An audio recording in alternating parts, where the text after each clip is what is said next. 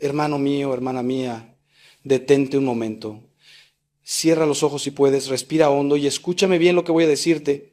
Hay algo que está muriendo dentro de ti, sí, así como lo oyes. Hay una semilla de fe que plantaron en tu corazón el día de tu bautismo, que tus padres regaron con sus oraciones, que creció un poco en tu primera comunión, pero que ahora, en medio del ruido de este mundo enloquecido, se está secando. Y lo sabes. Lo sabes porque ya no sientes esa paz que antes sentías cuando entrabas a una iglesia. Lo sabes porque ya no tienes ganas de rezar, porque las palabras del Padre Nuestro se han vuelto mecánicas en tu boca. Porque cuando miras el crucifijo ya no ves al Dios que te ama hasta la locura, sino apenas un símbolo lejano de una religión que te parece anticuada. ¿Me equivoco? No, no me equivoco. Y no te estoy juzgando, te estoy extendiendo la mano para sacarte del pozo. Porque hoy, en este preciso instante que Dios ha preparado para ti desde toda la eternidad, quiero hablarte de algo que puede cambiarlo todo en tu vida. No es una teoría bonita, no es un concepto teológico complicado, no es una devoción más que añadir a tu lista. Es el misterio más grande que existe sobre la faz de la tierra. Es el momento en que el cielo baja hasta tu lengua y el Verbo eterno de Dios, el mismo que creó las galaxias y sostiene cada átomo del universo, se hace tan pequeño que cabe en tu boca. Estoy hablando de la Sagrada Eucaristía, del cuerpo de Cristo, de ese pedazo de pan que dejó de ser pan para convertirse en Dios mismo. Y si en este momento sientes que suena demasiado increíble, demasiado imposible, demasiado loco, entonces sigue escuchándome, porque lo que vas a descubrir en los próximos minutos no solo renovará tu fe, sino que puede literalmente resucitar tu alma. Llevo más de 30 años como sacerdote, he celebrado miles de misas, he puesto la Sagrada Hostia en millones de lenguas y de manos, he visto a personas que se acercan a comulgar como autómatas, sin pensar, sin sentir, como quien recoge un ticket en una máquina. Pero también he visto milagros. He visto a hombres duros, curtidos por la vida, romper en llanto ante el sagrario. He visto a mujeres destrozadas por el dolor encontrar consuelo inexplicable después de recibir la comunión. He visto matrimonios al borde del divorcio reconciliarse porque decidieron volver a comulgar juntos con fe. He visto adictos liberarse de cadenas que los arrastraban al infierno porque entendieron que en la Eucaristía estaba el verdadero alimento que su alma necesitaba. ¿Sabes por qué? Porque la Eucaristía no es un símbolo, no es un recuerdo bonito de la última cena, no es una tradición piadosa. Es Dios vivo entrando en tu cuerpo, en tu sangre, en tu alma para transformarte desde dentro. Pero la gran tragedia, la herida más profunda de nuestra iglesia en estos tiempos, es que hemos perdido la fe en la presencia real. Hemos convertido la misa en un evento social, en una obligación del domingo, en un ritual vacío, y cuando perdemos la fe en la Eucaristía lo perdemos todo. Porque si Cristo no está realmente presente en ese trozo de pan consagrado, entonces el cristianismo es la religión más ridícula que existe. Pero si está presente, y te digo con toda mi alma que sí lo está, entonces cada misa es el Calvario, cada comunión es el encuentro más íntimo con Dios que puedas tener en esta tierra. Y cada sagrario, en cada iglesia del mundo, es el lugar más poderoso del universo. San Juan Pablo II decía que la iglesia vive de la Eucaristía, y yo te digo hoy, tú también vives de la Eucaristía, aunque todavía no lo sepas, aunque lo hayas olvidado. Así que hoy vamos a hacer un viaje juntos. Vamos a redescubrir este misterio que los ángeles contemplan con temor y con amor. Vamos a entender qué sucede realmente cuando el sacerdote pronuncia las palabras de la consagración. Vamos a aprender a acercarnos a la comunión no como quien cumple con un deber, sino como quien va al encuentro del amado. Vamos a limpiar nuestro corazón de todo lo que nos impide recibir a Cristo dignamente, y te prometo que si me acompañas hasta el final con el corazón abierto, saldrás transformado de esta experiencia.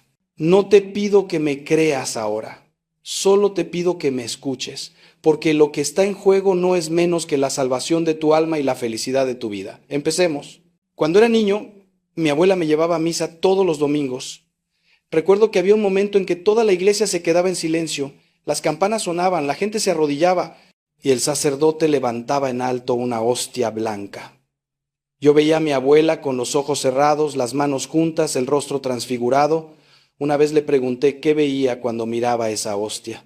Ella me miró con una sonrisa llena de paz y me dijo: hijo, ahí está Jesús, tan real como tú estás ahora frente a mí, tan vivo como cuando caminaba por Galilea, tan presente como cuando murió en la cruz por ti.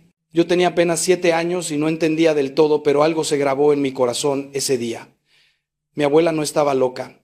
Mi abuela había entendido algo que el mundo entero ha olvidado. Déjame explicarte algo que puede costarte trabajo creer al principio, pero que es la verdad más sólida sobre la cual se sostiene nuestra fe. En la última cena, la noche antes de morir, Jesús tomó pan, lo bendijo, lo partió y dijo: tomad y comed todos de él, porque esto es mi cuerpo que será entregado por vosotros. Luego tomó el cáliz con vino y dijo: tomad y bebed todos de él, porque este es el cáliz de mi sangre. Ahora bien, ¿crees que Jesús, que es la verdad misma, que nunca mintió ni engañó a nadie, estaba hablando en sentido figurado? ¿Crees que estaba diciendo esto representa mi cuerpo o esto simboliza mi sangre? No, él dijo: esto es mi cuerpo, esto es mi sangre. Y cuando muchos de sus discípulos se escandalizaron ante esta enseñanza y lo abandonaron diciendo: este lenguaje es duro, ¿quién puede escucharlo? Jesús no los llamó de vuelta para aclararles que era una metáfora, los dejó irse, porque él hablaba literalmente. La iglesia, guiada por el Espíritu Santo durante 2000 años, ha enseñado ininterrumpidamente que en la Eucaristía se produce un misterio que llamamos transubstanciación. No es que el pan se convierta en el cuerpo de Cristo como si fuera una transformación física que puedas ver o medir con instrumentos científicos. Es que la sustancia, la realidad más profunda de ese pan, cambia completamente. Lo que era pan deja de serlo y se convierte en el cuerpo, sangre, alma y divinidad de Jesucristo. Permanecen las apariencias del pan, el sabor, el olor, la textura, pero la realidad es Cristo. Es el único milagro que se repite millones de veces cada día en todos los rincones del mundo.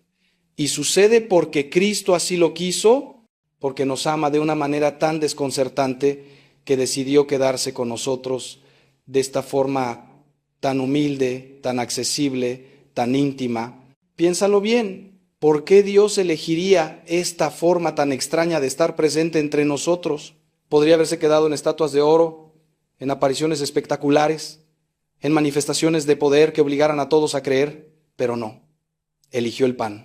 El alimento más simple, más común, más necesario para la vida. Y lo hizo por una razón que me conmueve hasta las lágrimas cada vez que lo pienso. Porque así como el pan se come, se digiere, se convierte en parte de nuestro cuerpo, Él quería convertirse en parte de nosotros de la forma más real posible. Quería que lo comiéramos, que lo recibiéramos dentro, que nos uniéramos a Él de manera tan íntima que fuera imposible decir dónde termina Él y dónde empezamos nosotros. Por eso San Agustín escuchó a Cristo decirle en una visión: no me cambiarás en ti como el alimento de tu carne, sino tú te cambiarás en mí. Es decir, cuando comes pan normal, tu cuerpo lo transforma en ti, pero cuando comes el pan de vida, es Él quien te transforma en Él. Y aquí está el punto crucial que no podemos ignorar.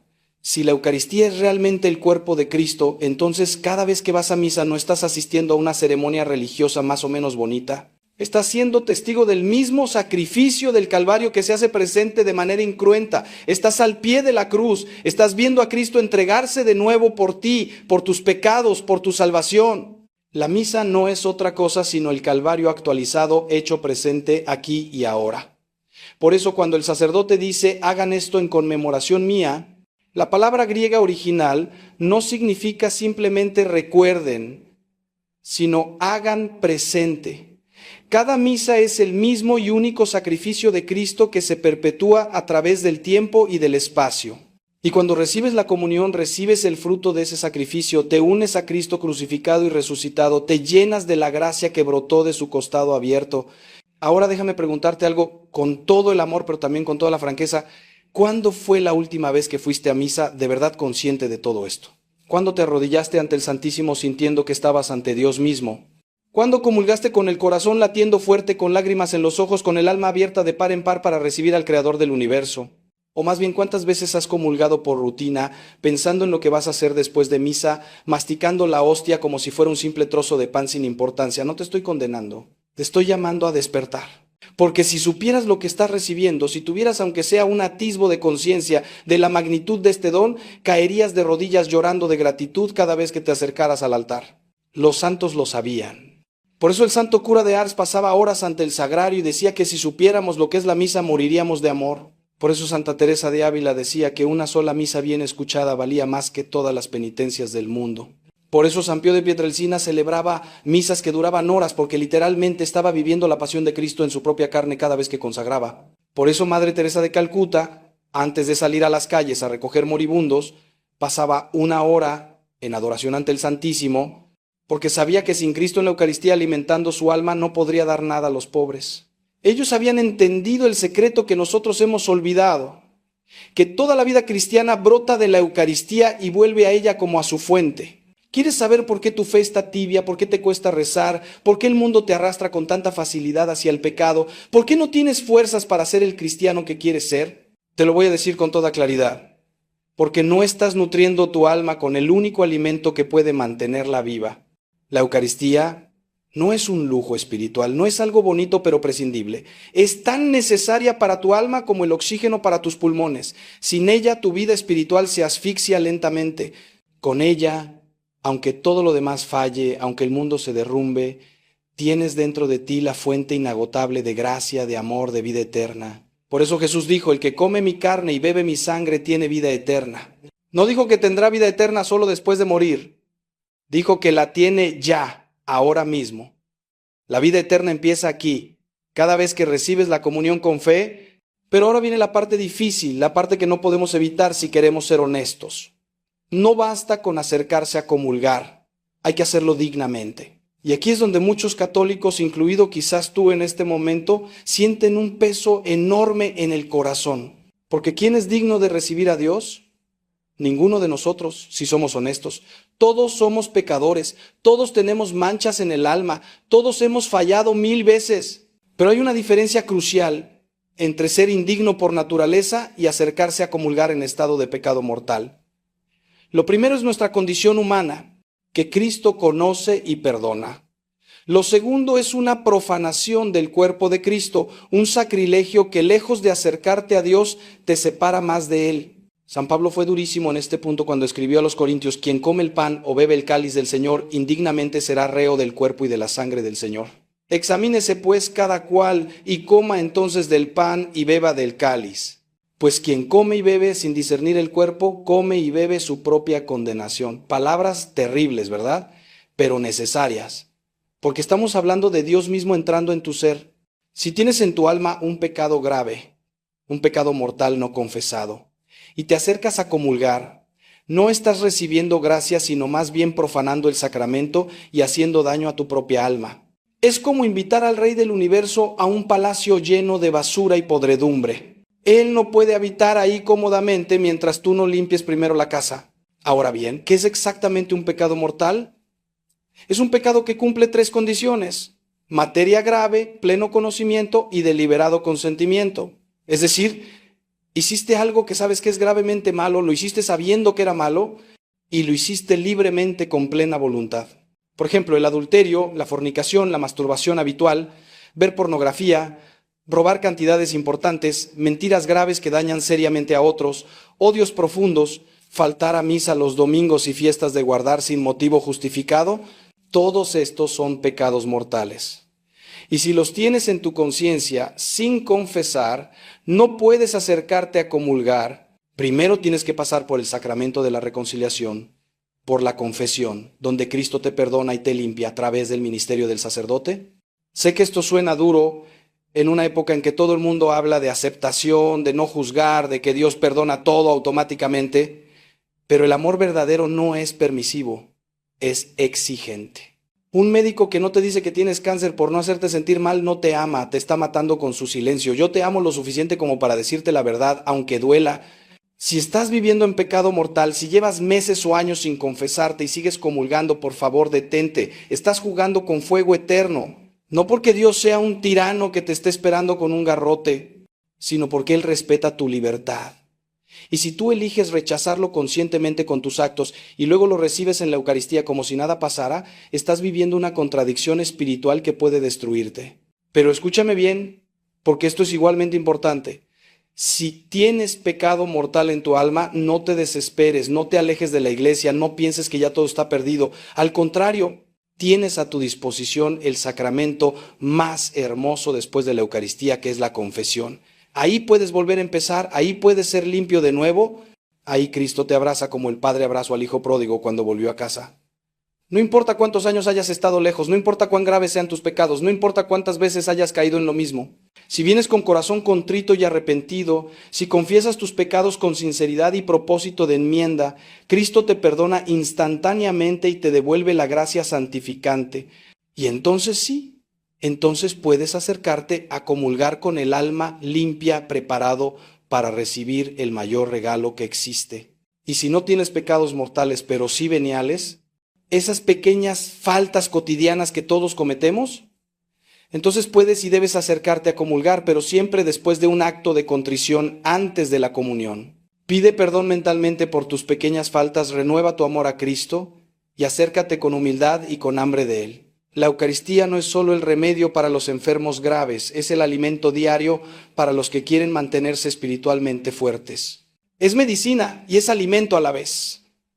Por eso la Iglesia nos anima a comulgar frecuentemente, incluso diariamente si es posible, siempre que estemos en gracia de Dios.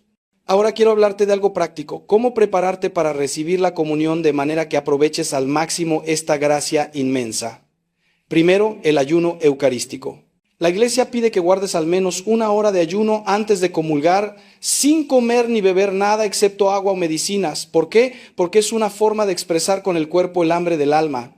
Le dices a Cristo, tengo tanta hambre de ti que no he querido llenarme con nada más. Es un pequeño sacrificio que aumenta tu deseo y tu conciencia de lo que vas a recibir. No es una carga pesada. Es un regalo que te ayuda a valorar más el don. Segundo, la preparación del corazón durante la misa misma. No llegues al último minuto corriendo y sin aliento. Llega unos minutos antes. Siéntate o arrodíllate en silencio y habla con Cristo que ya está presente en el sagrario. Dile cómo estás, qué necesitas, qué te duele, qué te alegra. Luego, durante la misa, escucha las lecturas con atención. Dios te está hablando personalmente a través de su palabra. Canta los himnos, responde las oraciones, participa con todo tu ser. Y cuando llegue el momento de la consagración, arrodíllate si puedes y adora.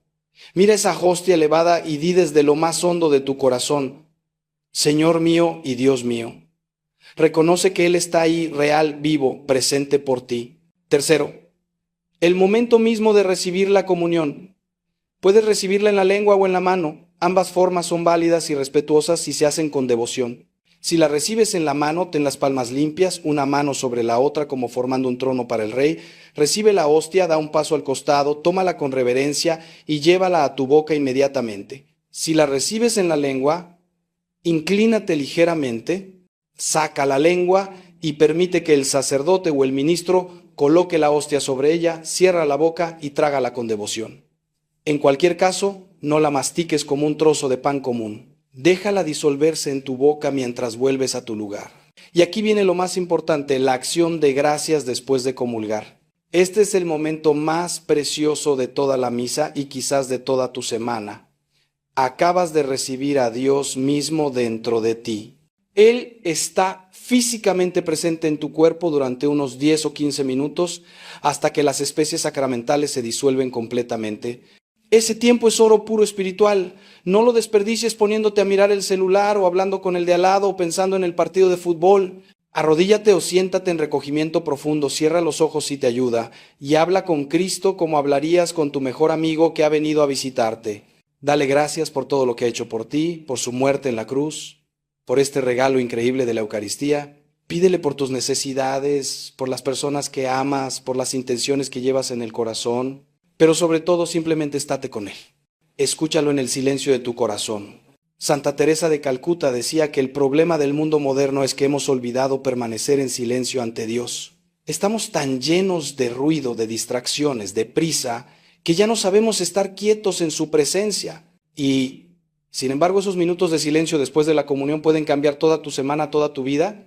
Ahí Cristo te habla, no necesariamente con palabras audibles, sino con inspiraciones profundas, con paz inexplicable, con amor que derrite todas tus defensas. Ahí te va transformando poco a poco, como el alfarero moldea el barro. Ahí va sanando tus heridas más profundas, esas que ni siquiera sabías que tenías. Ahí va llenando los vacíos que creías que nada podía llenar. No le niegues ese tiempo. Es tu tiempo con Dios. Defiéndelo como el tesoro más grande que tienes. Y después de la misa, ¿qué? ¿Crees que la gracia de la Eucaristía se evapora en cuanto sales por la puerta de la iglesia? No, hermano, no.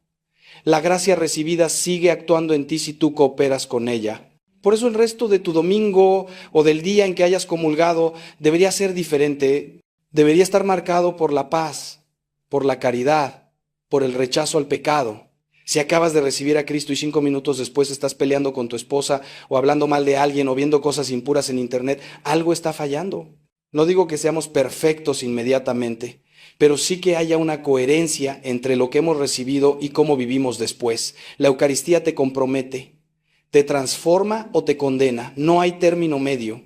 Pero ahora quiero compartir contigo algo que puede revolucionar tu vida espiritual tanto o más que comulgar en la misa, y es la adoración eucarística. ¿Sabías que Cristo no solo está presente en la hostia consagrada durante la misa, sino que permanece presente en todas las hostias que se guardan en el sagrario y en las que se exponen en las custodias para adoración? En cada iglesia católica del mundo, ahí en ese pequeño tabernáculo, generalmente con una lucecita roja encendida al lado, está Jesucristo, Dios vivo, esperándote, esperando que vengas a hacerle compañía, a hablar con Él, a estar simplemente en su presencia. La adoración eucarística es una de las devociones más poderosas que existen. Consiste en pasar tiempo ante el Santísimo Sacramento expuesto, reservado en el sagrario, adorándolo, contemplándolo, hablándole. No tienes que decir oraciones complicadas, puedes simplemente estar ahí. Y te aseguro que cosas increíbles suceden cuando pasas tiempo en adoración. He visto conversiones fulminantes de personas que entraron a una capilla de adoración sin fe y salieron llorando porque habían experimentado el amor de Dios de forma tangible. He visto vocaciones nacer ante el Santísimo. He visto sanaciones físicas y sobre todo espirituales. He visto familias enteras cambiar porque empezaron a ir juntos a adorar a Cristo en la Eucaristía una vez por semana. ¿Por qué es tan poderosa la adoración? Porque cuando estás ante el Santísimo no estás ante una estatua, ni ante un símbolo, ni ante una idea. Estás ante una persona viva que te mira con amor infinito. Y esa mirada, aunque no la veas con los ojos físicos, penetra hasta lo más hondo de tu ser. Cristo desde la hostia te contempla, te conoce, te ama con un amor que ningún ser humano puede darte jamás. Y si le abres tu corazón, si le das tiempo, Él empieza a trabajar en ti de formas misteriosas. Empieza a deshacer nudos que llevas años intentando desatar. Empieza a sanar memorias dolorosas. Empieza a darte respuestas a preguntas que nadie más podía responder. Empieza a darte una paz que sobrepasa todo entendimiento. Te voy a contar algo personal. Hubo un momento en mi vida sacerdotal en que me sentía completamente quemado, vacío, sin ganas de seguir. Había tanto trabajo, tantos problemas en la parroquia, tanta crítica, tanta incomprensión, que llegué a pensar en dejarlo todo. Una noche desesperado entré en la iglesia vacía. Era casi medianoche. Me arrodillé ante el sagrario y le dije a Cristo: Señor, no puedo más. Si tú no me das fuerzas, me voy a hundir. Y me quedé ahí en silencio, sin decir nada más, solo mirando esa lucecita roja que indicaba su presencia. No sé cuánto tiempo pasó, quizás 1 hora, quizás 2, no pasó nada espectacular. No vi visiones ni escuché voces. Pero cuando me levanté para irme, algo había cambiado dentro de mí. Había una paz, una certeza de que Él estaba conmigo, de que no estaba solo en esta batalla. Y esa experiencia me sostuvo durante años. Todavía hoy, cuando me siento débil, vuelvo ante el Santísimo y encuentro esa misma fuerza. Por eso te suplico, encuentra una iglesia cerca de ti que tenga adoración perpetua o al menos algunas horas de adoración durante la semana. Comprométete a ir, aunque sea media hora, una vez por semana. Si no puedes eso, entra 5 minutos cada día ante el sagrario cuando pases por alguna iglesia, saluda a Cristo, dile que lo amas, pídele que te ayude y poco a poco verás cómo tu vida cambia. Porque la Eucaristía no es solo el centro de la misa, es el centro de toda la vida cristiana, el corazón de la iglesia, el sol alrededor del cual todo lo demás debe girar. Si pones a Cristo en la Eucaristía en el centro de tu día, de tu semana, de tu vida, todo lo demás encontrará su lugar. Pero si lo dejas en la periferia, si solo vas a misa por obligación y luego te olvidas de Él el resto de la semana, tu fe será superficial y frágil. Ahora bien, puede ser que en este punto me estés diciendo: Padre Ángel, todo esto suena muy bonito, pero yo no siento nada cuando comulgo. No experimento esa paz de la que habla, ni ese amor, ni esa transformación. Para mí la hostia sigue sabiendo a pan y punto. ¿Significa que algo está mal conmigo? ¿Significa que no tengo fe? Déjame responderte con toda claridad: no significa que no tengas fe. La fe no es un sentimiento. La fe es una certeza que reside en tu voluntad. no en tus emociones. Puedes sentirte seco, frío, vacío emocionalmente y sin embargo estar ejerciendo la fe más pura que existe. Santa Teresa de Lisieux, la pequeña flor que es doctora de la Iglesia, pasó los últimos 18 meses de su vida en una oscuridad espiritual total. No sentía la presencia de Dios, dudaba incluso de la existencia del cielo, y sin embargo seguía comulgando diariamente, seguía rezando, seguía amando. ¿Por qué? Porque había tomado la decisión de creer independientemente de lo que sintiera, y esa fe desnuda, sin consuelos sensibles, es la que más agrada a Dios, porque demuestra que lo amas a Él por Él mismo, no por las emociones bonitas que te da. San Juan de la Cruz hablaba de la noche oscura del alma, esos periodos en que Dios parece esconderse para purificar nuestra fe de todo apego a las consolaciones y hacerla más fuerte. Así que si tú eres de los que nunca han sentido nada especial en la Eucaristía, no te preocupes. Tu fe no vale menos, de hecho puede valer más, porque es más pura. Sigue comulgando con fe, aunque no sientas nada. Sigue adorando, aunque te parezca que estás hablando con una pared, porque Cristo está ahí, aunque tus sentimientos digan lo contrario. Y Él está trabajando en ti, aunque no lo percibas. La gracia eucarística no depende de tus emociones. Es objetiva, real, eficaz, independientemente de lo que sientas. Si comulgas en estado de gracia, con fe, aunque sea del tamaño de un grano de mostaza, Cristo entra en ti y te transforma, lo sientas o no. Dicho esto, también es verdad que Dios a veces regala experiencias sensibles, especialmente intensas, para fortalecer la fe de algunos o para llamarlos a una conversión más profunda.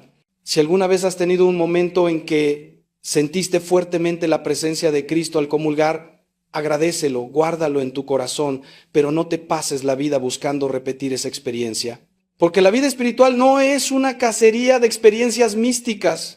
Es un camino de fe, de fidelidad cotidiana, de amor expresado en obras concretas.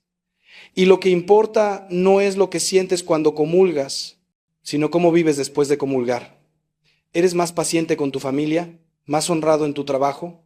¿Más generoso con los pobres? ¿Más puro en tus pensamientos? ¿Más parecido a Cristo? Esas son las verdaderas señales de que la Eucaristía está dando fruto en tu vida. Ahora quiero hablar de algo que puede parecer increíble, pero que es absolutamente cierto. La Eucaristía tiene un poder sanador extraordinario, no solo para el alma, sino también para el cuerpo. En la historia de la Iglesia hay innumerables casos documentados de personas que han sido sanadas de enfermedades graves después de recibir la comunión, o de hacer una promesa de ir a misa, o de pasar tiempo en adoración. No estoy hablando de supersticiones o magia. Estoy hablando de que Cristo, que sanaba a los enfermos cuando caminaba por Palestina, sigue sanando hoy a través de su presencia eucarística. Porque en la Eucaristía no está una reliquia muerta de Jesús, está el Cristo vivo, resucitado, glorioso, con todo el poder de Dios a su disposición. Yo personalmente he sido testigo de sanaciones físicas inexplicables médicamente que ocurrieron después de que la persona recibiera la unción de los enfermos junto con la comunión, o después de que la familia llevara al enfermo ante el Santísimo expuesto. He visto tumores desaparecer, enfermedades incurables revertirse, agonizantes recuperarse milagrosamente. No siempre sucede, claro. Dios no es un mago que hacemos actuar según nuestros deseos. Él sabe mejor que nosotros qué es lo que realmente necesitamos. A veces la sanación que más necesitamos no es la del cuerpo, sino la del alma. Y esa sanación sí la da siempre la Eucaristía si la recibimos con fe. Pero quiero hablarte también de sanaciones más sutiles pero igualmente importantes. La Eucaristía sana heridas emocionales profundas, sana recuerdos traumáticos, sana la incapacidad de perdonar, sana el rencor que te está envenenando desde hace años, sana la tristeza crónica, la ansiedad paralizante, el vacío existencial. No lo hace de un día para otro como si fuera una pastilla mágica, pero si perseveras en comulgar frecuentemente, si te abres a su acción en ti, si combinas la Eucaristía con el sacramento de la reconciliación y con la oración constante, descubrirás que poco a poco vas cambiando. Cosas que antes te herían profundamente ya no te afectan tanto. Personas que antes no podías ni ver, ahora puedes perdonar e incluso amar. Vicios que te esclavizaban empiezan a perder poder sobre ti. Hay una razón teológica profunda para este poder sanador de la Eucaristía. Cuando recibes el cuerpo de Cristo, estás recibiendo el cuerpo que fue flagelado, coronado de espinas, crucificado por tus pecados. está recibiendo las llagas glorificadas de Cristo resucitado. Y San Pedro dice en su primera carta que por sus llagas fuimos sanados. Esas llagas que Cristo conserva incluso en su cuerpo glorioso no son solo recuerdos de su pasión, son fuentes de gracia sanadora. Cada vez que las tocas espiritualmente al comulgar, su poder curativo pasa a ti. Es como si Cristo te aplicara personalmente el bálsamo de su sangre redentora a todas tus heridas físicas y espirituales. Por eso, si estás pasando por una enfermedad grave, si estás sufriendo depresión o ansiedad, si tienes heridas del pasado que no logras superar, te suplico, acércate a la Eucaristía, comulga con fe, ve a adoración y presenta ante el Santísimo todas tus dolencias. Pídele a Cristo que te sane y espera. Puede que la sanación venga de forma súbita y espectacular, o puede que venga lentamente como amaneceres graduales después de una larga noche. Pero vendrá de una forma u otra si perseveras. Porque Cristo no vino a este mundo solo a salvarnos para el cielo, vino también a sanarnos aquí y ahora, a devolvernos la dignidad, la paz, la alegría que el pecado y el sufrimiento nos habían robado. Y la Eucaristía es el canal privilegiado por el que esa gracia sanadora fluye. Y aquí llegamos a un punto que no puedo pasar por alto porque es demasiado importante, demasiado central para nuestra fe, los milagros eucarísticos. A lo largo de los siglos, Dios en su misericordia ha permitido que la Eucaristía se manifieste de formas extraordinarias para fortalecer la fe de los que dudan o para recordarnos a todos la realidad de la presencia real. Hay más de 100 milagros eucarísticos reconocidos por la Iglesia, documentados, investigados rigurosamente. En ellos, la hostia consagrada se ha convertido visiblemente en carne y sangre humanas, ha sangrado, ha permanecido incorrupta durante siglos, ha levitado, ha brillado con luz sobrenatural. El más famoso y mejor documentado científicamente es el milagro del anciano en Italia, que ocurrió en el siglo VIII. Un sacerdote que dudaba de la presencia real estaba celebrando misa. Al pronunciar las palabras de la consagración, la hostia se convirtió en un pedazo de carne visible y el vino en sangre visible. Él cayó de rodillas aterrado. La carne y la sangre se conservaron y están todavía hoy expuestas en la iglesia del anciano. En los años 70, científicos hicieron análisis exhaustivos de esas reliquias. El resultado fue asombroso. La carne es tejido cardíaco humano, específicamente del miocardio. La sangre es sangre humana tipo AB, la misma que se encontró en la sábana santa de Turín. Ambas pertenecen al mismo grupo sanguíneo, al mismo tipo de tejido, como si provinieran de la misma persona. No hay conservantes. No hay explicación natural de cómo han permanecido inalteradas durante más de 1000 años. Pero no es el único caso. En Buenos Aires, Argentina, en 1996, una hostia consagrada fue encontrada en el suelo, recogida y puesta en agua en un recipiente como indica el ritual en esos casos. Días después, la hostia había tomado la apariencia de carne ensangrentada. El entonces arzobispo de Buenos Aires, Jorge Bergoglio, que después sería el Papa Francisco, ordenó que se fotografiara y se analizara científicamente. En el año 2000, enviaron muestras a un laboratorio en Estados Unidos sin decirles qué era. El análisis reveló que era tejido cardíaco humano vivo de una persona que había sufrido una gran agonía. El científico preguntó de dónde habían sacado ese corazón vivo. Cuando le dijeron que provenía de una hostia consagrada, él, que no era católico, quedó en shock. Casos similares han ocurrido en Polonia, en India, en México, en España. Cada vez los análisis científicos revelan lo mismo. Tejido cardíaco humano, sangre humana, sin explicación natural posible de su origen o conservación.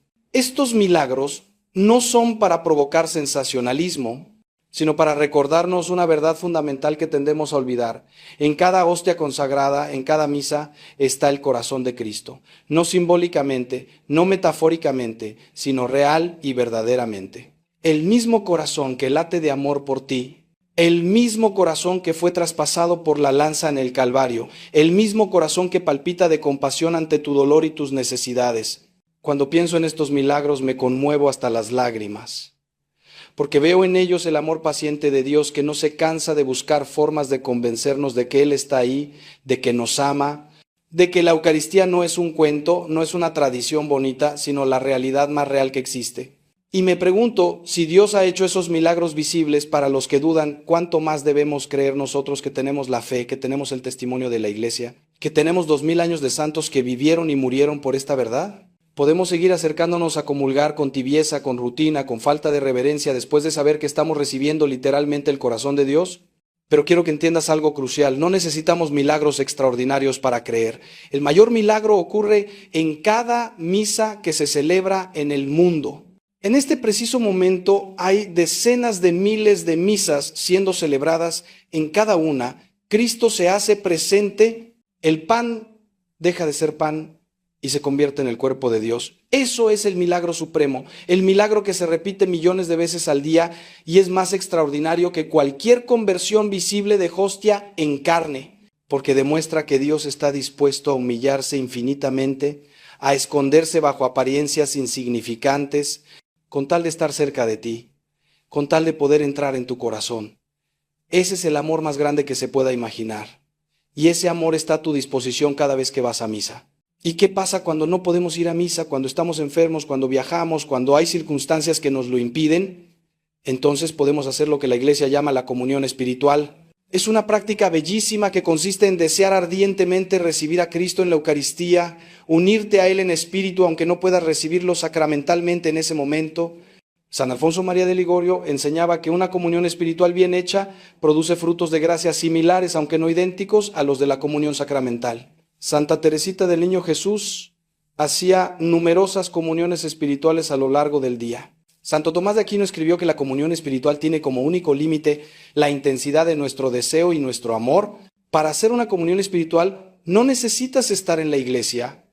Puedes hacerla en cualquier momento, en cualquier lugar. Simplemente te recoges un momento, diriges tu mente y tu corazón hacia Cristo presente en el sagrario de alguna iglesia del mundo, le dices que lo amas, que deseas recibirlo, que aunque no puedes comulgar sacramentalmente en este momento, quieres unirte a Él en espíritu y le pides que venga espiritualmente a tu corazón. Hay oraciones tradicionales para esto, pero no son necesarias. Lo que importa es el deseo sincero y el amor. Y Cristo, que ve tu corazón, responde a ese deseo concediéndote gracias abundantes aunque no recibas la hostia consagrada. Te animo vivamente a hacer varias comuniones espirituales al día, especialmente en momentos de tentación, de tristeza, de decisiones importantes. Cuando sientas que el mundo te está arrastrando, haz una comunión espiritual. Cuando estés a punto de perder la paciencia, haz una comunión espiritual. Cuando te sientas solo y abandonado, haz una comunión espiritual. Es como tener una línea directa con el corazón de Cristo que puedes activar en cualquier momento. Y te aseguro que si haces esto con frecuencia, notarás cambios profundos en tu vida espiritual. Porque cada vez que deseas a Cristo, Él se acerca más a ti. Cada vez que lo invocas, Él responde. No está lejos. Está más cerca de ti que tu propia respiración. Ahora bien, quiero hablar específicamente de algo que preocupa a muchas personas. ¿Qué hacer cuando sientes que no puedes comulgar porque llevas tiempo sin confesarte, o porque estás viviendo en una situación irregular, o porque sientes que tus pecados son demasiado graves? Primero que nada, nunca, jamás dejes de ir a misa por esa razón. Aunque no puedas comulgar, necesitas estar en la misa, necesitas escuchar la palabra de Dios, necesitas estar presente en el sacrificio de Cristo. Necesitas la gracia que viene simplemente de participar en la celebración aunque no comulgues. San Juan Pablo II decía que la participación en la misa tiene valor incluso sin la comunión sacramental, aunque obviamente la comunión sea su culmen y plenitud. Si no puedes comulgar porque tienes conciencia de pecado grave sin confesar, entonces lo que necesitas hacer urgentemente es buscar el sacramento de la reconciliación. No lo pospongas. No digas, voy a confesarme algún día cuando esté mejor preparado. Ese día puede no llegar nunca. Confiésate ahora, esta semana, cuanto antes. Busca los horarios de confesiones en las iglesias cercanas. Si es necesario, pide una cita con un sacerdote. Y si te da vergüenza confesar ciertos pecados, recuerda que el sacerdote ha escuchado de todo. Nada de lo que le digas lo va a escandalizar ni lo va a hacer pensar mal de ti. Al contrario, se va a alegrar de que tengas la humildad y el valor de confesarte. Y sobre todo recuerda que Cristo ya conoce todos tus pecados y te sigue amando. La confesión no es para informarle a Él de algo que no sepa, es para que tú recibas su perdón y su paz. Si tu situación es más compleja, por ejemplo, si estás divorciado y vuelto a casar civilmente sin anulación del primer matrimonio, o si convives con alguien fuera del matrimonio, entonces la situación canónica es que no puedes comulgar mientras no regularices tu situación. Sé que esto es doloroso, sé que puede parecer injusto, Pero la Iglesia no hace estas normas para castigarte, sino para proteger la verdad del sacramento y tu propio bien espiritual. El matrimonio es un sacramento indisoluble. Si estás en una segunda unión sin que se haya declarado nulo el primer matrimonio, estás objetivamente en situación de pecado grave, aunque subjetivamente pueda haber circunstancias atenuantes que Dios conoce. En ese caso, busca hablar con un sacerdote comprensivo que pueda orientarte sobre tu situación particular. Quizás haya posibilidad de anulación, quizás puedan vivir como hermanos si hay razones graves para permanecer juntos. Hay caminos, aunque sean difíciles. Pero lo que nunca debes hacer es comulgar sabiendo que estás en pecado mortal y diciendo Dios sabe que yo lo amo y me entiende, porque eso es engañarte a ti mismo. Si de verdad amas a Dios, respeta sus mandamientos y sus sacramentos. El amor no es solo un sentimiento bonito, es compromiso, es fidelidad, es obediencia. Y parte de ese amor es no profanar la Eucaristía recibiendo a Cristo cuando tu corazón está cerrado a Él por el pecado. Es mejor quedarte en tu banca haciendo una comunión espiritual y trabajando con un sacerdote para resolver tu situación que comulgar sacrílegamente y alejar aún más de ti la gracia que necesitas. Sé que esto es duro de escuchar, pero lo digo con amor porque me importa tu salvación eterna, no solo que te sientas bien hoy. Y para todos los que sí pueden comulgar que están en gracia de Dios, les quiero decir esto: aprovechad este regalo incomparable. Hay millones de católicos en el mundo que quisieran comulgar y no pueden porque viven en países donde hay persecución religiosa, o porque no hay sacerdotes, o porque están en situaciones que se lo impiden. Vosotros que tenéis misas disponibles a pocos minutos de vuestra casa, que podéis comulgar cada día si queréis, no desperdiciéis este privilegio. No dejéis pasar semanas sin acercaros a recibir a Cristo. No tratéis la Eucaristía como algo opcional en vuestra vida cristiana, porque sin ella vuestras fuerzas espirituales se debilitarán, vuestras tentaciones se harán más fuertes, vuestra fe se volverá más frágil. Es ley espiritual, el que no se alimenta muere. La Eucaristía es el centro de todo, desde ella fluye toda la vida de la Iglesia y hacia ella todo debe converger. Toda la Sagrada Escritura prepara o comenta el misterio eucarístico. Todos los demás sacramentos están ordenados a ella. Toda oración encuentra su cumbre en la adoración a Cristo presente en el Santísimo. Toda caridad, toda obra buena que hagamos debe brotar de ese encuentro con Cristo en la comunión. Los santos lo entendieron perfectamente. Por eso podían ser martirizados cantando, podían ir a los leprosos sin miedo, podían perdonar a sus enemigos, podían dar sus vidas sin reserva, porque estaban llenos de Cristo, porque comulgaban con fe viva, porque habían descubierto que un solo minuto con Cristo en la Eucaristía vale más que todos los placeres y tesoros del mundo juntos. Ahora, en estos últimos momentos que pasamos juntos, quiero dejarte con una imagen que espero que se grabe en tu corazón y nunca la olvides. Imagina el cenáculo en Jerusalén hace 2000 años. Es de noche. Jesús sabe que va a morir al día siguiente. Está cenando con sus discípulos por última vez. Sabe que lo van a traicionar, que lo van a abandonar, que lo van a negar. Sabe todo el sufrimiento que le espera. Y en medio de todo eso, ¿qué hace? Se da a sí mismo como alimento, toma el pan, lo parte y les dice: tomad y comed, esto es mi cuerpo. Les está dando todo lo que tiene, todo lo que es, no se guarda nada para sí. Se entrega completamente. Y luego les dice: haced esto en memoria mía. Es decir, quiero que este gesto de amor total se repita hasta el fin de los tiempos. Quiero seguir dándome a vosotros siempre, en cada misa, hasta que vuelva en gloria. Ese momento en el cenáculo no quedó en el pasado. Se actualiza cada vez que un sacerdote celebra la Eucaristía. Cristo sigue pronunciando esas palabras: esto es mi cuerpo, esto es mi sangre. Sigue dándose sin medida. Sigue amándote con ese amor loco que lo llevó a la cruz. Y te sigue diciendo a ti personalmente: toma y come, te doy mi vida, te doy todo lo que soy, porque te amo y quiero estar unido a ti para siempre. ¿Cómo puedes resistirte a ese amor? ¿Cómo puedes seguir viviendo como si nada? ¿Como si ese regalo no existiera?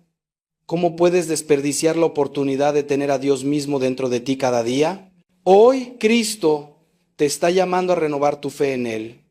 Te está llamando a volver a la Eucaristía con ojos nuevos, con corazón nuevo.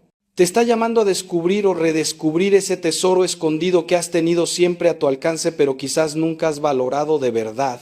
No importa cuánto tiempo hayas estado alejado, no importa cuánto hayas pecado, no importa cuán frío se haya vuelto tu corazón, Él te está esperando.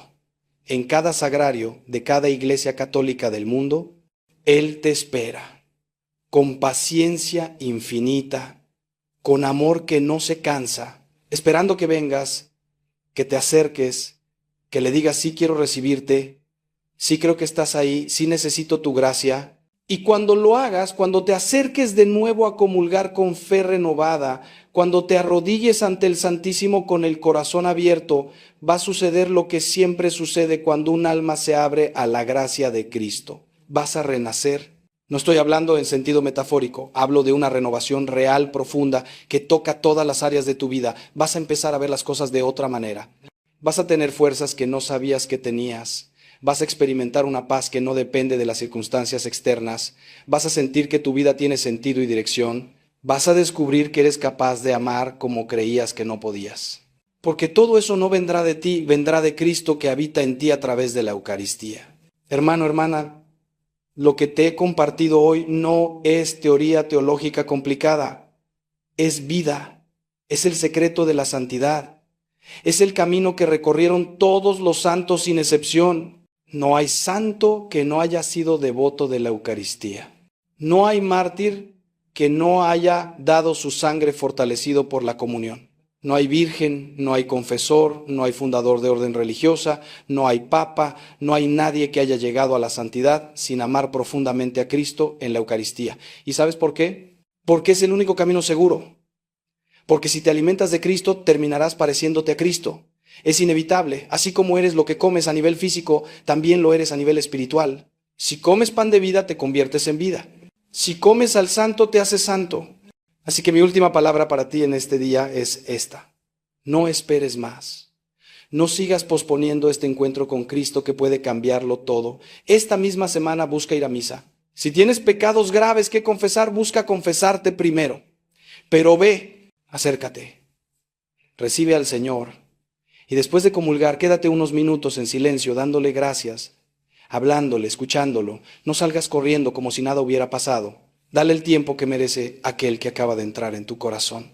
Y luego, durante la semana, busca si hay alguna capilla de adoración cerca donde puedas pasar un ratito ante el Santísimo. Empieza con poco si quieres, con 15 minutos, con media hora, pero empieza. Porque te garantizo que si haces esto, si le das una oportunidad real a Cristo en la Eucaristía, tu vida nunca volverá a ser la misma. Y si este mensaje te ha tocado el corazón, si has sentido algo moverse dentro de ti mientras escuchabas, no te lo guardes. Compártelo con alguien que lo necesite. Envíale este video a ese amigo o familiar que se ha alejado de la iglesia. A esa persona que está pasando por un momento difícil y necesita esperanza. A ese joven que está confundido y buscando sentido a su vida. Porque la fe se transmite compartiendo y tú puedes ser instrumento para que Cristo llegue a otros a través de este mensaje.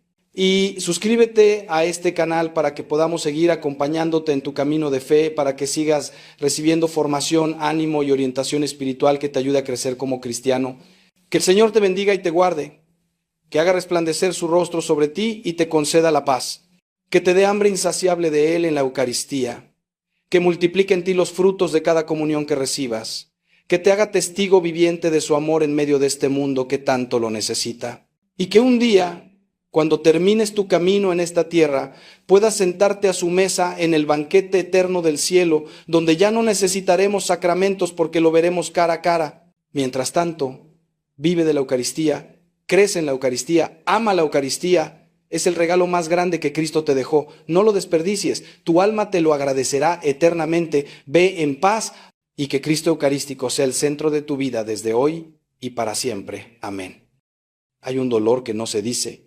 Hay un sufrimiento que los padres cargan en silencio, que no se confiesa ni siquiera al mejor amigo, que se guarda en lo más profundo del corazón como una herida que no termina de cerrar.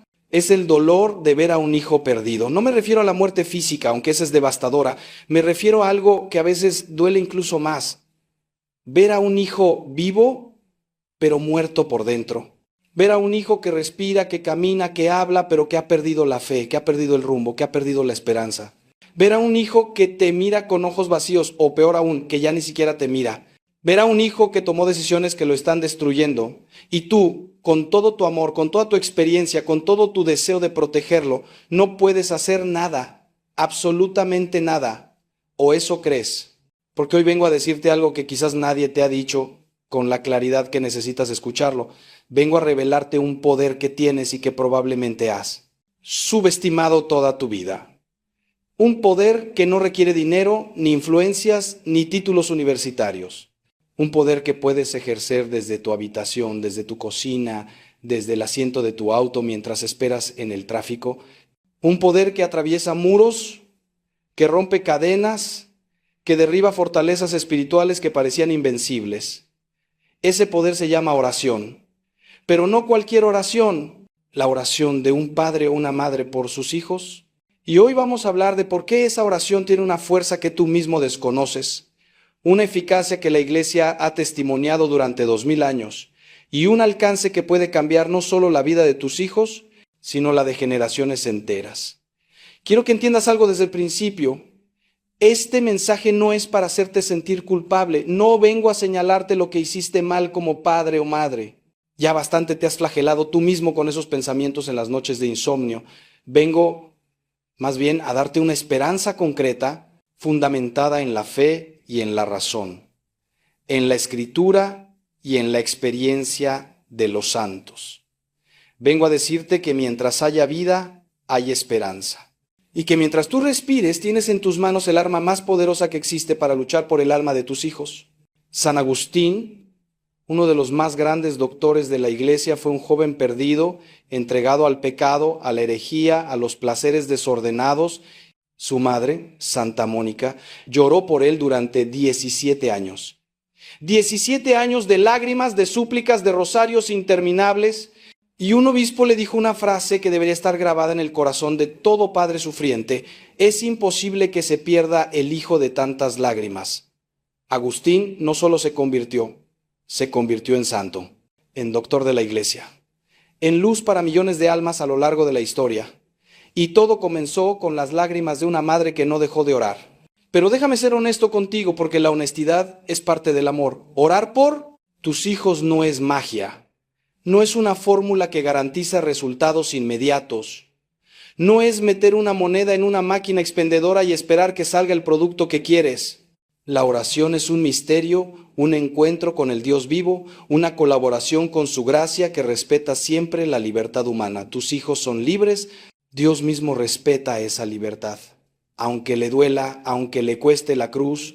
Pero la oración hace algo extraordinario, abre canales de gracia, debilita las fortalezas del enemigo, ilumina la inteligencia, fortalece la voluntad, dispone el corazón. La oración obliga a tus hijos a convertirse, pero les facilita enormemente el camino. Les quita piedras, les enciende luces, les envía personas, les provoca circunstancias.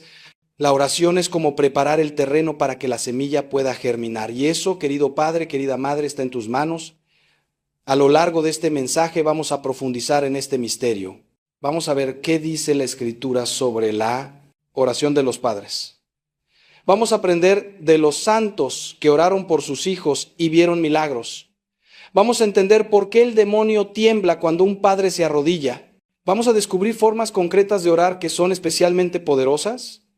Y vamos a enfrentar las dudas, los miedos, las tentaciones de desánimo que seguramente te han asaltado. Porque si estás escuchando esto, probablemente has orado mucho y no has visto resultados. Probablemente te has preguntado si Dios te escucha, si le importa, si realmente puede hacer algo. Y yo vengo a decirte, con toda la fuerza de mi convicción sacerdotal, sí te escucha, sí le importa y sí puede hacer algo. De hecho, ya lo está haciendo, solo que tú todavía no lo ves. Quiero comenzar hablándote del fundamento bíblico de lo que estamos tratando, porque nuestra fe no se basa en sentimientos ni en opiniones personales, sino en la palabra de Dios, que es eterna e inmutable. En el libro de Job, ese hombre justo que sufrió tanto, encontramos un detalle que a menudo pasa desapercibido. Job tenía hijos, y la Escritura nos dice que cada vez que sus hijos celebraban fiestas, él se levantaba temprano y ofrecía holocaustos por cada uno de ellos. ¿Por qué? El texto lo explica con las propias palabras de Job. Quizás mis hijos hayan pecado y maldecido a Dios en su corazón. Fíjate bien, Job no esperaba a que sus hijos le pidieran que orara por ellos. No esperaba ver signos evidentes de pecado. Él oraba preventivamente, protectoramente, constantemente. Ofrecía sacrificios por la posibilidad de que hubieran ofendido a Dios incluso en su interior, en sus pensamientos, en sus intenciones. Esta es la actitud del padre espiritual, no reactiva, sino proactiva. No esperar a que el incendio arrase la casa, sino mantener siempre los extinguidores listos y el sistema de alarma funcionando. Y hay algo más profundo todavía en este pasaje. Job actuaba como sacerdote de su familia. En el Antiguo Testamento, antes de la institución del sacerdocio levítico, el padre de familia ejercía funciones sacerdotales. Ofrecía sacrificios, bendecía, intercedía. Y aunque hoy tenemos el sacerdocio ministerial instituido por Cristo, los padres conservan una participación en el sacerdocio común de los fieles que el bautismo nos confiere. Esto significa que tu padre, tu madre, tienes una autoridad espiritual sobre tus hijos que nadie más tiene. No es una autoridad de dominio, sino de servicio y de intercesión. Cuando tú oras por tus hijos, no oras como un extraño, sino como quien tiene un vínculo sagrado establecido por Dios mismo con esas almas. Y ese vínculo hace que tu oración tenga un peso, una urgencia, una eficacia particular ante el trono de la gracia. El Nuevo Testamento confirma y profundiza esta realidad. En el Evangelio de Marcos, capítulo 9, encontramos la historia de un padre desesperado que trae a su hijo poseído por un espíritu mudo ante Jesús. Los discípulos no habían podido expulsarlo. El padre, con una mezcla de fe y duda que seguramente tú conoces bien, le dice a Jesús: si puedes hacer algo, ten compasión de nosotros y ayúdanos. Y Jesús le responde con esa frase que debería grabarse en tu corazón: si puedes, todo es posible para el que cree. El padre entonces pronuncia una de las oraciones más hermosas y honestas de toda la Escritura: creo, Señor, pero ayuda a mi incredulidad.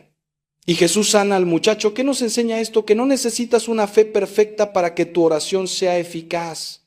Que puedes ir a Jesús con tu fe frágil, con tus dudas, con tu cansancio, y Él actuará.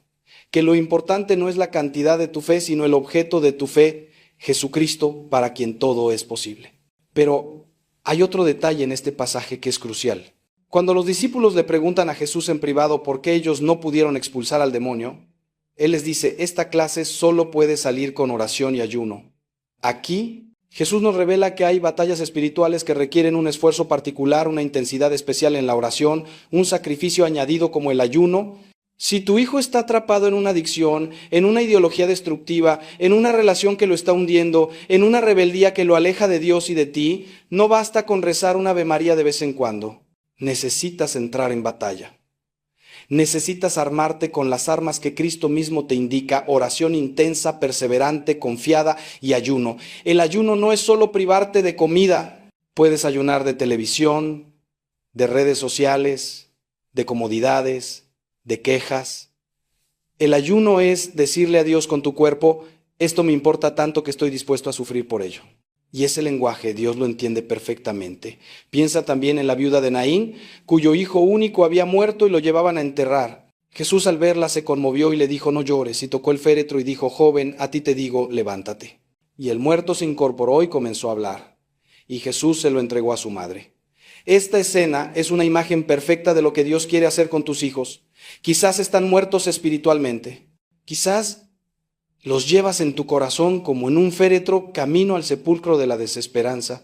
Pero Jesús puede tocar ese féretro. Jesús puede decirle a tu hijo, a tu hija: levántate, y puede devolvértelo vivo, restaurado, transformado. Tu oración es lo que pone a tu hijo en el camino de Jesús. Tu oración es lo que hace que Jesús se fije en él, se conmueva, actúe. Nunca subestimes el poder de una madre que llora, de un padre que suplica. Esas lágrimas son vistas por Dios. Esas súplicas son escuchadas. Y en el momento preciso que solo Él conoce, Él actuará. Ahora quiero que nos detengamos a considerar algo que quizás te incomode, pero que necesitas escuchar. La oración por tus hijos comienza con tu propia conversión. No puedes dar lo que no tienes. No puedes transmitir una fe que no vives. No puedes pedir a Dios que transforme a tus hijos si tú mismo te niegas a ser transformado.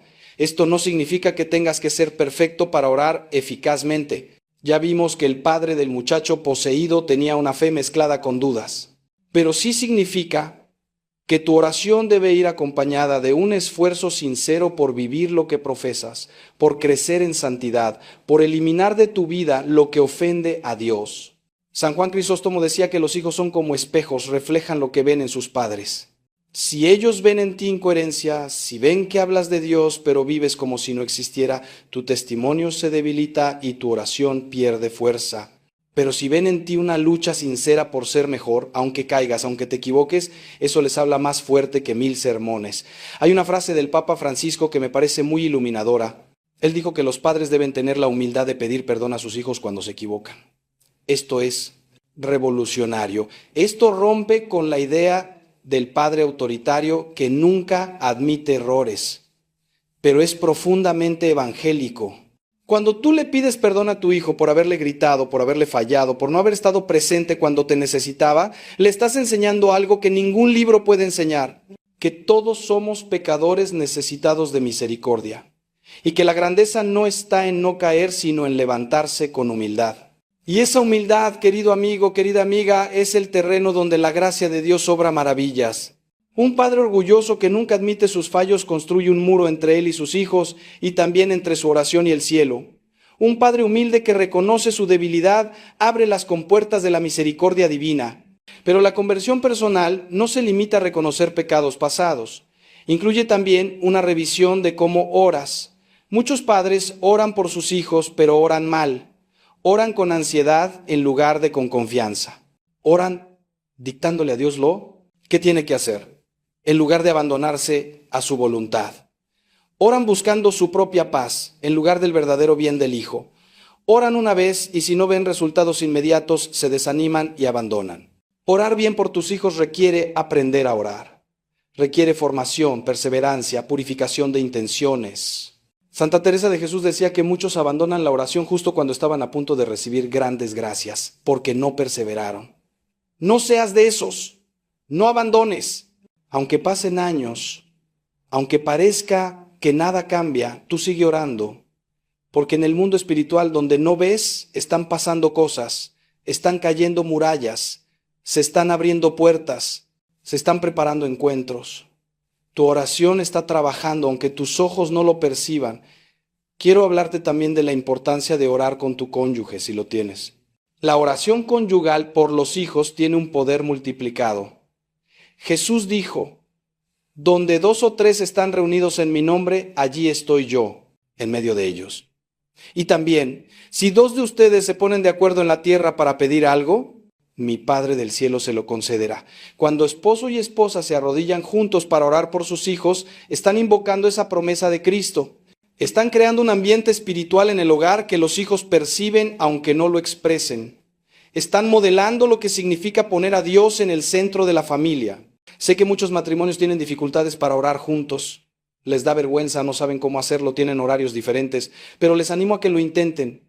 Aunque sea un Padre Nuestro antes de dormir, tomados de la mano, pidiendo por cada hijo por su nombre. Eso transforma matrimonios y transforma hijos. Y si eres padre o madre soltero, si tu cónyuge no comparte tu fe o se niega a orar, no te desanimes. Tu oración individual sigue siendo poderosa, pero busca apoyo en la comunidad. Únete a un grupo de oración por los hijos. Hay muchos en las parroquias y en movimientos eclesiales. Pide a otros que oren contigo. La iglesia es un cuerpo y los miembros se ayudan unos a otros. No tienes que cargar solo este peso.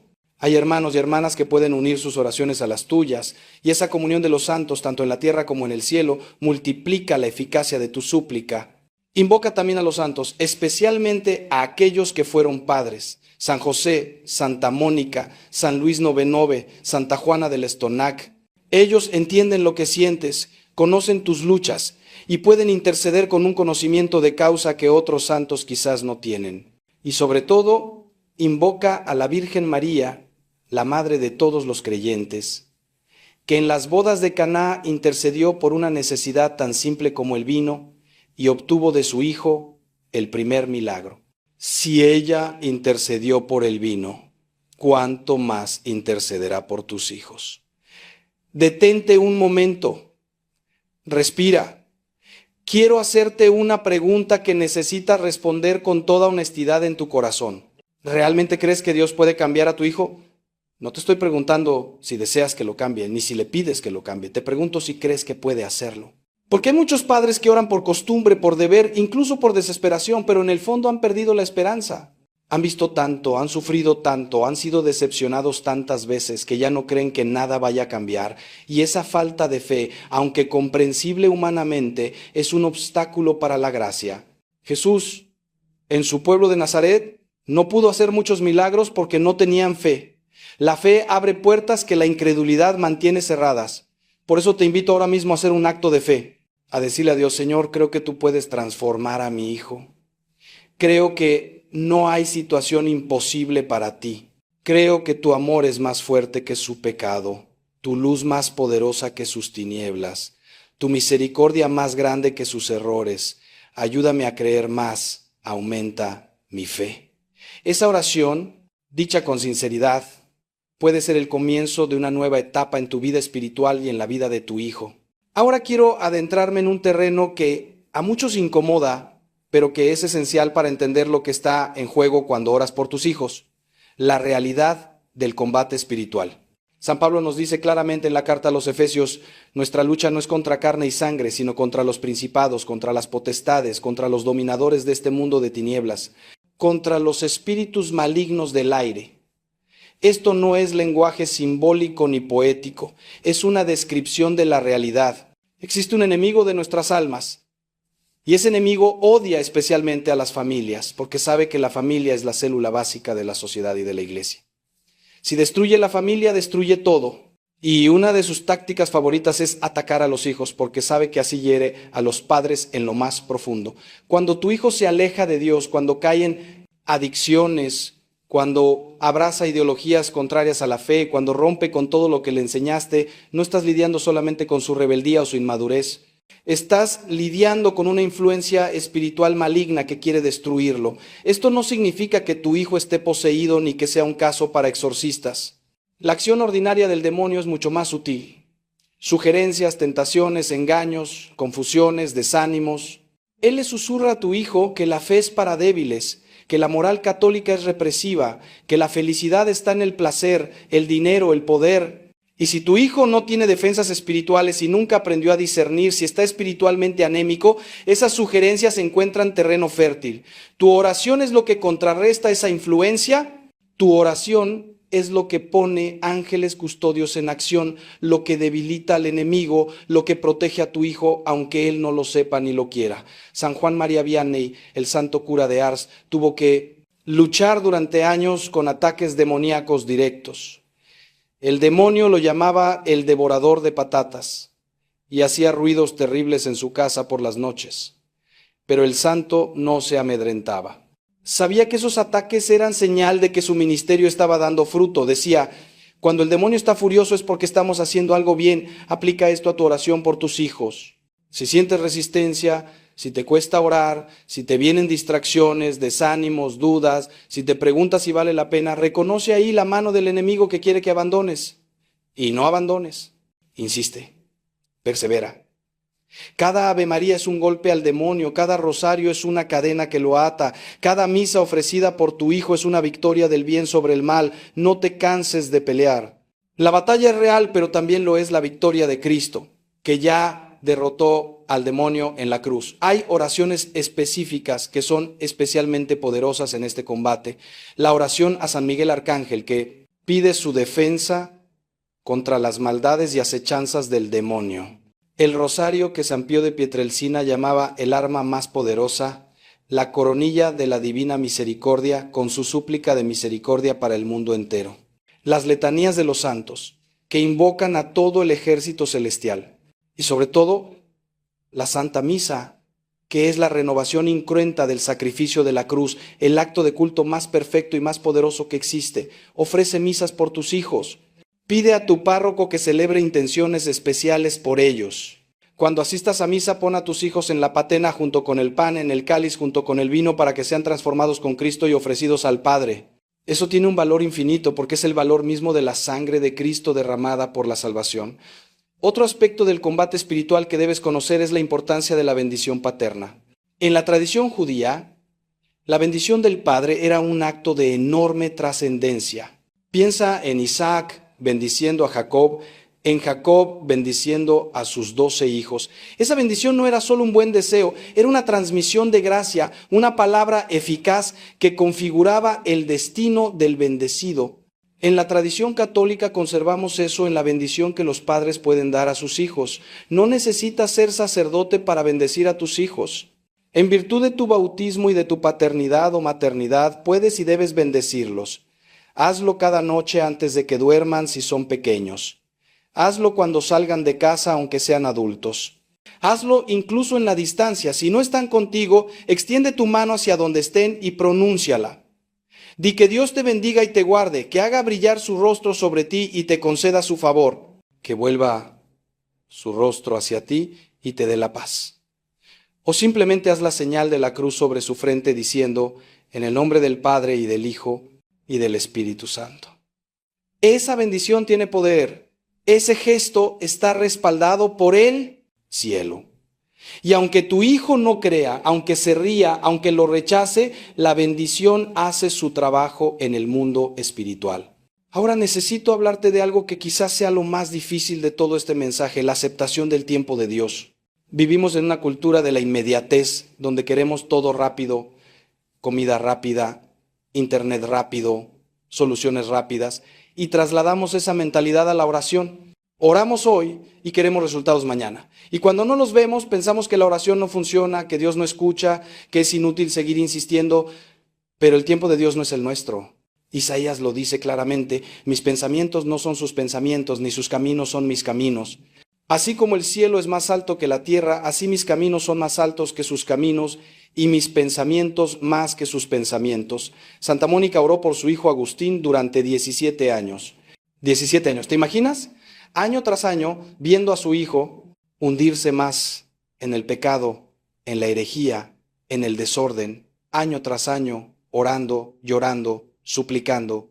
Probablemente hubo momentos en que pensó que todo era inútil, que Agustín estaba perdido para siempre, que sus oraciones se perdían en el vacío, pero no abandonó. Y cuando Agustín finalmente se convirtió a los 33 años, no solo se convirtió radicalmente, totalmente, definitivamente. Se hizo sacerdote, obispo, doctor de la iglesia, escribió obras que todavía hoy iluminan a millones, fue un gigante de la fe. Y todo ese fruto estaba contenido en las lágrimas de su madre, como la encina está contenida en la bellota. Aquellos 17 años no fueron tiempo perdido. Fueron tiempo de preparación, de maduración, de acumulación de gracia, que finalmente se derramó como un torrente incontenible. Quizás tú llevas años orando y no ves cambios. Quizás la situación incluso ha empeorado. Quizás ya no sabes qué más hacer. Déjame decirte algo, Dios no es indiferente a tu dolor. Dios no está jugando contigo ni probando cuánto puedes aguantar. Dios está trabajando de maneras que tú no puedes ver, preparando cosas que tú no puedes imaginar. Cada oración tuya es una semilla plantada y las semillas necesitan tiempo bajo tierra, en la oscuridad, antes de brotar. El agricultor no desentierra la semilla cada día para ver si ya creció. Confía en el proceso y espera. Así tú. Confía y espera. Lo que no puedes ver está sucediendo. Lo que no puedes imaginar está preparándose. Y cuando llegue el momento de Dios, que no es tu momento, pero es el momento perfecto, verás la cosecha y entenderás que cada oración valió la pena. Hay un texto del profeta Habacuc que siempre me ha impactado. El profeta le reclama a Dios, ¿hasta cuándo, Señor, pediré auxilio sin que me escuches? Clamaré a ti por la violencia sin que me salves. Y Dios le responde, escribe la visión, grábala en tablillas para que pueda leerse de corrido. La visión espera su momento, se acerca a su cumplimiento y no fallará. Si parece que tarda, espérala porque vendrá sin falta. Dios no promete que responderá inmediatamente, promete que responderá sin falta. La visión, el cumplimiento de tu oración tiene un momento designado que no conoces, pero que está fijado en la sabiduría eterna de Dios. Tu trabajo es seguir orando, seguir confiando, seguir esperando. Y cuando llegue el cumplimiento será tan claro, tan pleno, tan hermoso, que toda la espera quedará justificada. Mientras tanto, aprende a encontrar paz en medio de la incertidumbre. Esto es clave. No puedes vivir en angustia permanente mientras esperas la conversión de tu hijo. Eso te destruirá a ti y no ayudará a nadie. La paz no es resignación pasiva ni indiferencia, la paz es confiar en Dios tan profundamente que puedes descansar en Él aunque la tormenta siga rugiendo. Jesús dormía en la barca mientras las olas amenazaban con hundirla. Ese sueño no era irresponsabilidad, era confianza absoluta en el Padre. Así tú, haz tu parte, ora, ofrece, bendice y luego descansa. Suelta el control que nunca tuviste realmente. Pon a tu hijo en las manos de Dios y déjalo ahí. Eso no significa desentenderte ni dejar de orar, significa dejar de cargar una ansiedad que no te corresponde. Significa confiar en que Dios ama a tu hijo más que tú y sabe mejor que tú lo que necesita. Y quiero ahora revelarte algo que quizás no has considerado. Dios puede usar el sufrimiento de tu hijo para su salvación y para la tuya. Esto es difícil de aceptar, lo sé, pero es profundamente bíblico. El hijo pródigo tuvo que llegar al extremo de desear la comida de los cerdos para volver en sí y regresar a la casa del padre. Si alguien lo hubiera rescatado antes, quizás nunca habría vuelto. A veces el amor más grande es dejar que el otro toque fondo, porque solo ahí descubrirá que necesita ser levantado. No estoy diciendo que no ayudes a tu hijo si está en peligro real. Pero sí que a veces la ayuda que él necesita no es que lo saques del problema, sino que lo acompañes en el problema hasta que él mismo decida salir. Y tu oración durante ese proceso es lo que garantiza que la gracia de Dios lo esté acompañando, sosteniéndolo, para que no se destruya del todo, iluminándolo para que vea la salida. Déjame hacerte otra pregunta que requiere que mires profundo en tu corazón. ¿Has perdonado a tu hijo? Sé que esto puede parecer extraño. Tú eres la víctima, tú eres el que ha sufrido, tú eres el que ha dado todo y ha recibido rechazo. Pero precisamente por eso necesitas perdonar. El resentimiento, aunque sea comprensible, es un veneno que te enferma a ti y que bloquea tu oración. Cuando guardas rencor, cuando repites mentalmente las ofensas, cuando deseas que tu hijo pague por lo que te ha hecho, estás construyendo un muro entre tú y Dios, porque Jesús dijo claramente: si ustedes perdonan a los hombres sus ofensas, también el Padre Celestial los perdonará a ustedes. Pero si no perdonan a los hombres, tampoco el Padre los perdonará a ustedes. No puedes pedir misericordia para tu hijo si tú mismo no eres misericordioso con él. Perdonar no significa aprobar lo que hizo. No significa olvidar ni fingir que no pasó nada. Perdonar significa renunciar al derecho de venganza, soltar el resentimiento, desear el bien del otro a pesar del mal que te causó. Es un acto de la voluntad, no del sentimiento. Puedes perdonar aunque todavía te duela, aunque todavía sientas rabia, aunque todavía llores. Perdonas porque decides perdonar, porque sabes qué es lo que Dios te pide, porque quieres ser libre del peso que te esclaviza. Y una vez que perdonas, tu oración se libera. Fluye hacia Dios sin obstáculos. Baja hacia tu hijo con toda su fuerza. El perdón es la llave que abre puertas cerradas tanto en tu corazón como en el cielo. Muchos padres me dicen: Padre, yo he perdonado a mi hijo, pero no puedo olvidar. Y yo les respondo: no tienes que olvidar. El perdón no borra la memoria, transforma el recuerdo. Antes de perdonar, el recuerdo de la ofensa te llenaba de amargura, de ira, de dolor. Después de perdonar, el mismo recuerdo puede llenarte de compasión, de intercesión, de esperanza.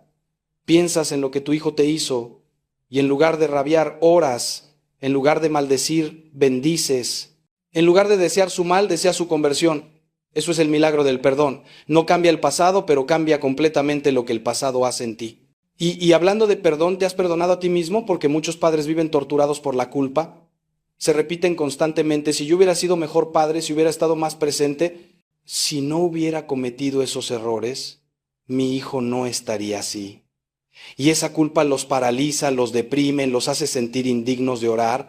Escúchame bien, sí, quizás cometiste errores, quizás fallaste en cosas importantes, pero eso no te descalifica para orar, te cualifica, porque oras desde tu pobreza, desde tu necesidad, desde tu humanidad herida, y esa oración tiene una autenticidad que conmueve el corazón de Dios.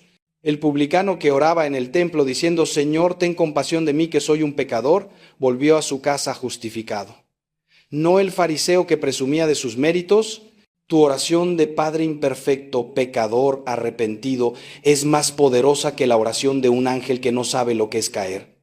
Además, debes entender que tú no eres el único factor en la vida de tu hijo. Él tiene su propia libertad, sus propias decisiones, sus propias influencias. No puedes controlarlo todo y no eres responsable de todo.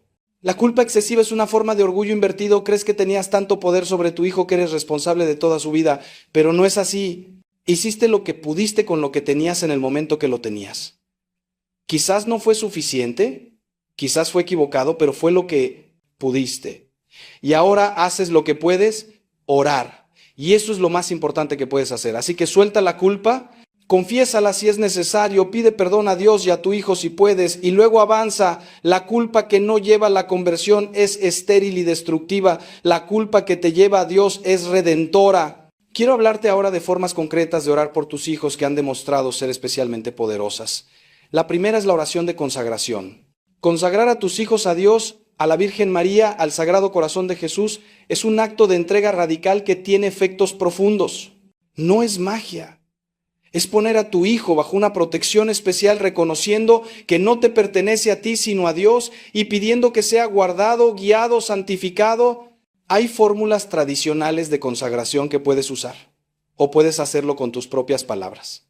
Lo importante es la intención del corazón. Señor, te entrego a mi hijo, ya no es mío, es tuyo, haz con él lo que quieras, pero sálvalo, cuídalo, no lo dejes perderse. La segunda forma es la oración de alabanza. Esto puede parecer contradictorio cuando estás sufriendo, pero es muy poderoso. Alabar a Dios en medio de la prueba es un acto de fe heroico que libera gracias extraordinarias. No alabas porque te sientas bien, sino porque Dios es digno de alabanza independientemente de tus circunstancias. Dice, Señor, te alabo porque eres bueno, te alabo porque eres fiel, te alabo porque tienes un plan para mi hijo aunque yo no lo vea, te alabo porque vas a sacar bien de este mal, te alabo porque confío en ti. Esta oración descoloca al demonio que espera que te quejes, que dudes, que blasfemes, y abre compuertas de gracia porque demuestra una fe que no depende de resultados. La tercera forma es la oración de intercesión específica. No basta con decir, Señor, ayuda a mi hijo, sé específico.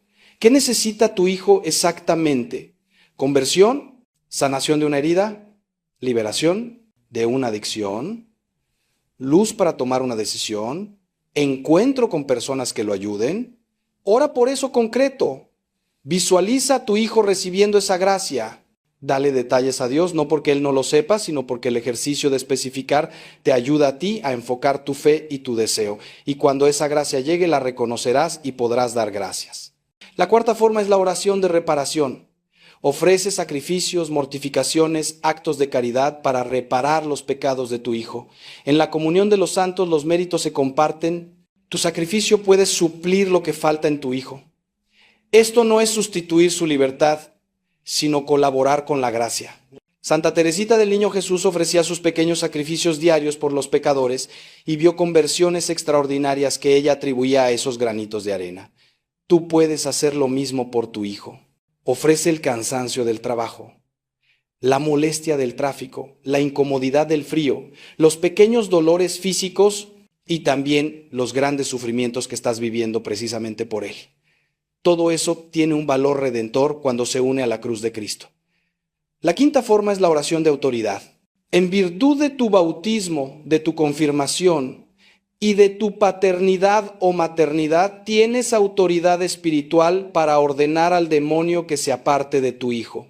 No es un exorcismo formal, que solo puede hacer un sacerdote autorizado, pero sí es un ejercicio legítimo de tu potestad bautismal. Puedes decir, en el nombre de Jesús, ordeno a todo espíritu de mentira, de adicción, de rebeldía, de confusión, que se aparte de mi hijo y no vuelva más. Hazlo con fe, con calma, sin gritos ni teatralidad, pero con firmeza. El demonio tiene que obedecer el nombre de Jesús. Y aunque no tenga certeza de que haya una influencia demoníaca específica, esta oración no hace daño y puede hacer mucho bien.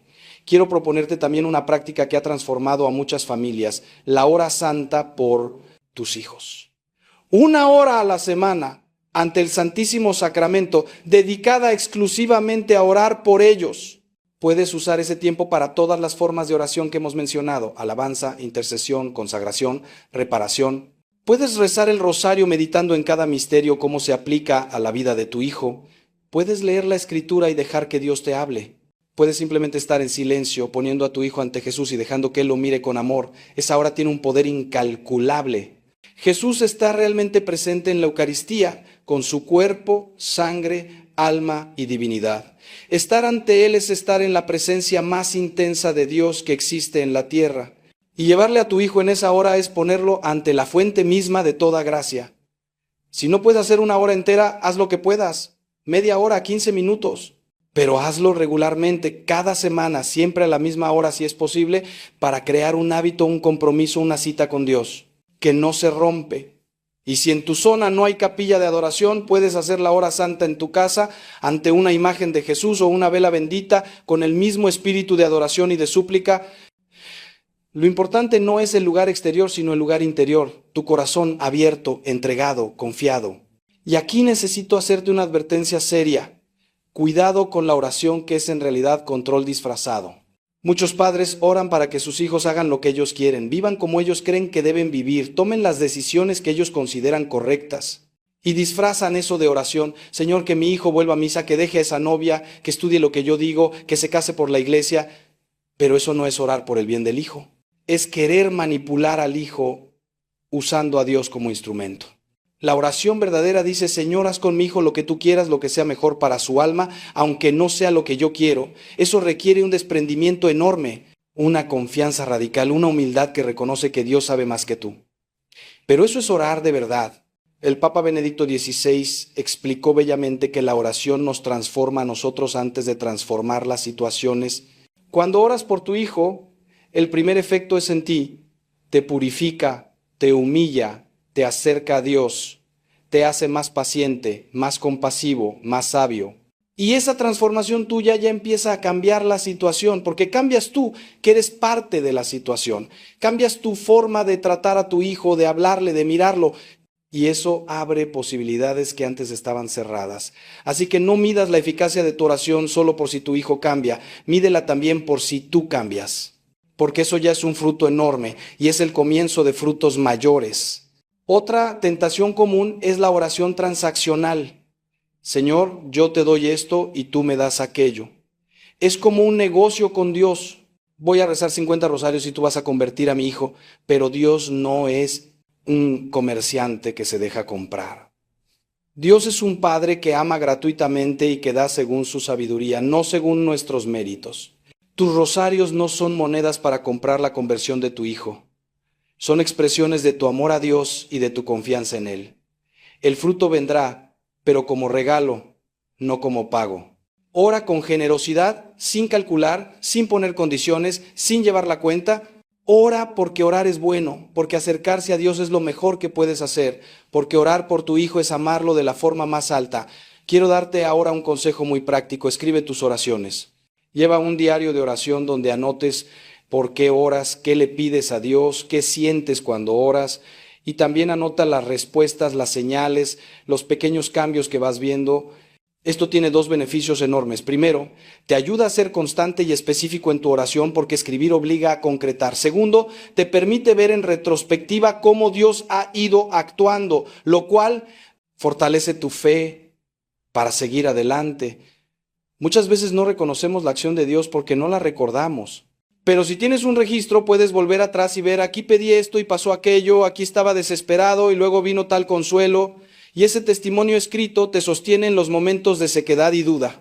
También te aconsejo que hables con un sacerdote o director espiritual sobre tu situación. No cargues esto solo. La dirección espiritual es un tesoro que la Iglesia ofrece y que muchos católicos desaprovechan.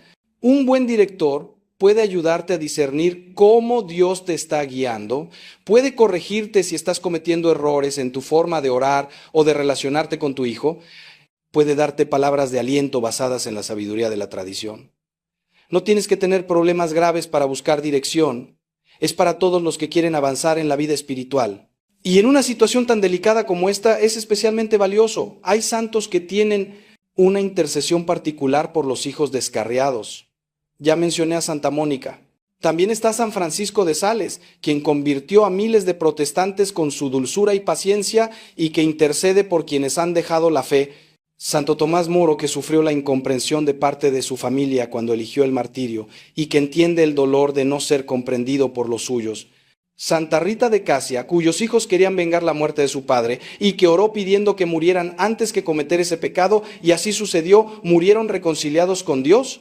Esto suena duro, pero muestra la intensidad de su amor por sus almas. Pide la intercesión de estos santos, háblales con confianza. Ellos conocen tu lucha desde dentro. Y no olvides a los ángeles, especialmente al ángel de la guarda de tu hijo. Cada ser humano tiene un ángel custodio asignado desde su concepción, cuya misión es protegerlo, iluminarlo, guiarlo hacia Dios.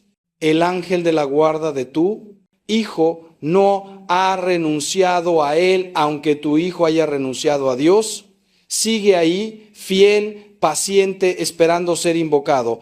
Ora al ángel de la guarda de tu hijo.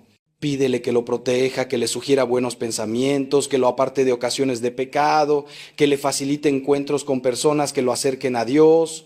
Tú y el ángel de tu hijo son aliados en la misma batalla y esa alianza es poderosa. Y ahora quiero hablarte del fruto más inesperado de todo este sufrimiento, tu propia santificación.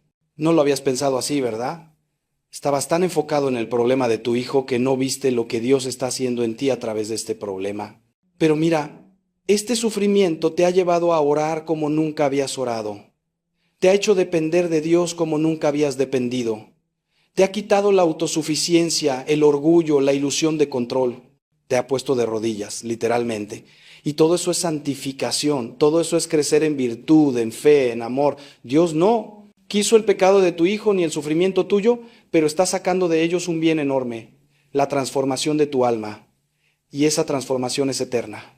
Cuando todo esto pase, y pasará, tú serás una persona más santa, más cercana a Dios, más preparada para el cielo. Y podrás decir, como José a sus hermanos, ustedes pensaron hacerme mal, pero Dios lo convirtió en bien. San Pablo tiene una frase extraordinaria en la carta a los Romanos. Sabemos que en todas las cosas Dios obra para el bien de quienes lo aman. No dice que todas las cosas sean buenas. Dice que Dios obra para bien en todas las cosas. Incluso en las peores, incluso en las más dolorosas, incluso en las que parecen puro mal sin mezcla de bien, Dios está obrando, sacando bien del mal, luz de las tinieblas, vida de la muerte. Esta confianza, más que un sentimiento, es un acto de fe basado en el carácter de Dios. Él es bueno, Él es fiel, Él es todopoderoso. Si Él ha permitido este sufrimiento es porque va a sacar de Él algo que lo vale. No lo ves ahora, pero lo verás. Y si no lo ves en esta vida, lo verás en la eternidad, donde todo quedará claro. Esto no significa que te resignes pasivamente ni que dejes de orar por la conversión de tu hijo. Dios obra a través de medios y tu oración es uno de los medios principales que Él quiere usar, pero sí significa que puedes tener paz incluso antes de que la situación se resuelva, porque confías en que Dios está en control y que el final será bueno. Puedes soltar la ansiedad que te corroe, el miedo que te paraliza, la desesperanza que te hunde, no porque seas ingenuo o indiferente, sino porque tu fe es más fuerte que tus circunstancias. Y esa paz es un testimonio poderoso para tu hijo. Si te ve angustiado, ansioso, amargado, ¿qué le dice eso sobre la fe que profesas? Pero si te ve sufriendo, sí, pero con paz, con esperanza, con una serenidad que no viene de este mundo, eso le habla. Eso le muestra que hay algo real en lo que crees. Eso puede ser el inicio de su vuelta. Quiero también hablarte del poder del testimonio. Tu vida es un mensaje constante para tu hijo, aunque él parezca no prestar atención.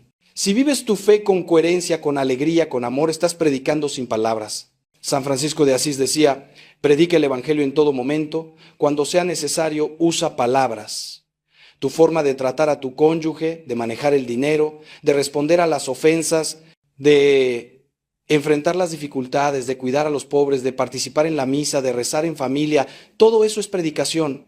Y aunque tu hijo rechace la fe con la boca, sus ojos están viendo, su corazón está registrando. Cuando llegue el momento de la gracia, todo eso que vio volverá a él y le mostrará el camino de regreso.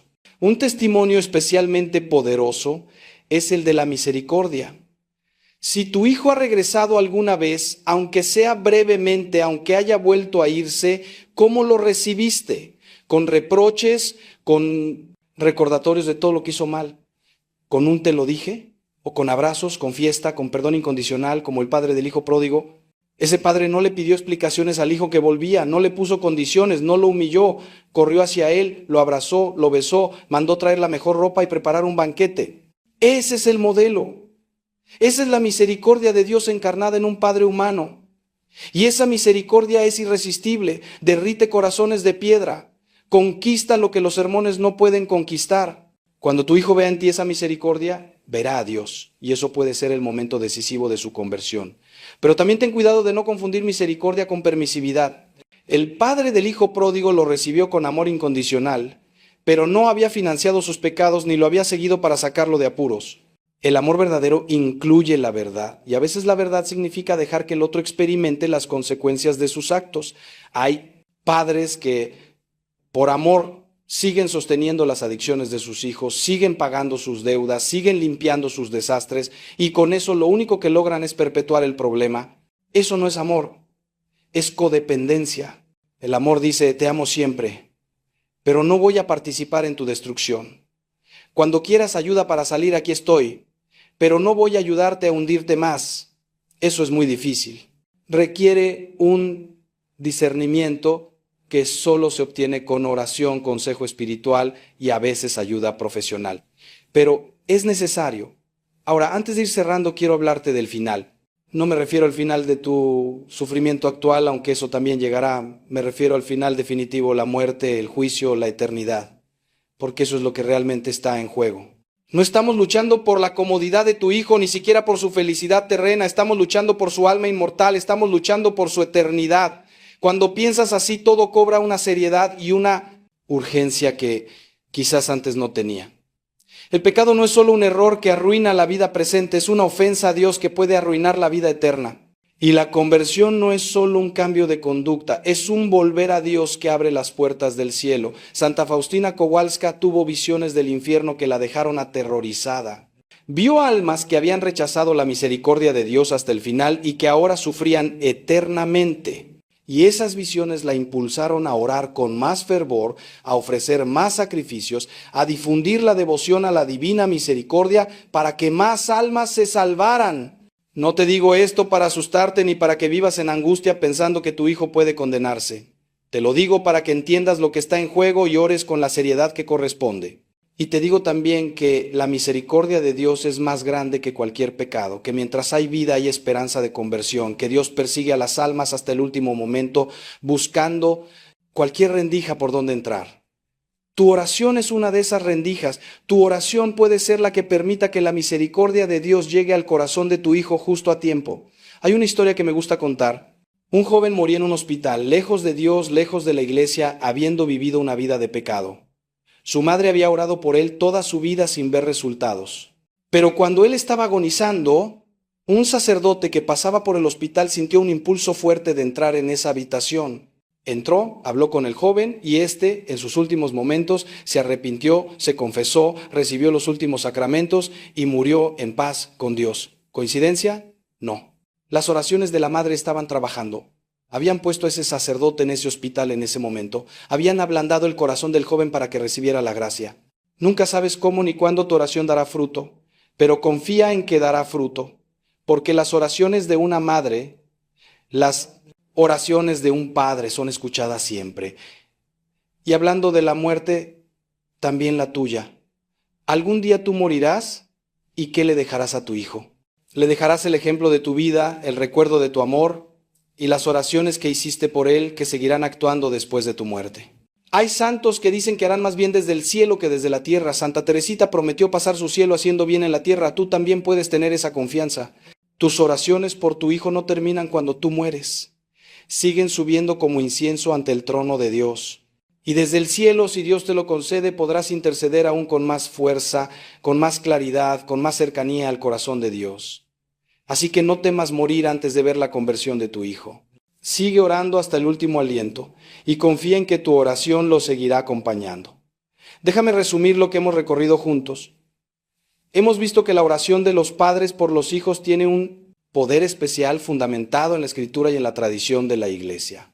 Hemos visto que esa oración actúa en el mundo espiritual debilitando al enemigo, abriendo canales de gracia, preparando el terreno para la conversión. Hemos visto que debemos orar con fe, con perseverancia, con humildad, aceptando el tiempo de Dios y confiando en su sabiduría. Hemos visto formas concretas de orar: consagración, alabanza, intercesión, reparación, autoridad. Hemos visto que debemos perdonar a nuestros hijos y perdonarnos a nosotros mismos, y que debemos evitar las trampas de la oración controladora o transaccional.